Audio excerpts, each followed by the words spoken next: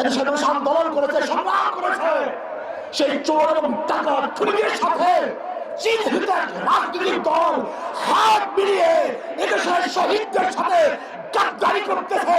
এদেশের ওরা এদেশের মানুষের পাগল নয়, জনগণের ভক্তদের মধ্যে নাই, ওরা মানুষের রক্ত এবং আবেগের উপরে দাঁড়িয়ে ক্ষমতা দিতে চায়।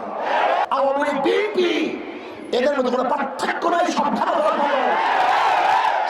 ক্ষমতার বদল, সব টাকার সালের অত্যাচারী দুর্নীতিবাজ।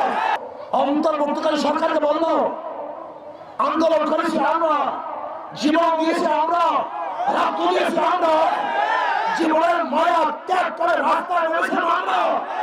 আপনি উপদেষ্টা বানাবেন ওই সমস্ত বিদেশি চাটুকারদেরকে যারা ইসলামের দুশমন, দেশের দুশমন, যারা ফ্যাসিস্টের দুশমন ছিল, তাদেরকে উপদেষ্টা বানাবেন। এই ক্ষমতা আপনাদের দেওয়া হয় নাই।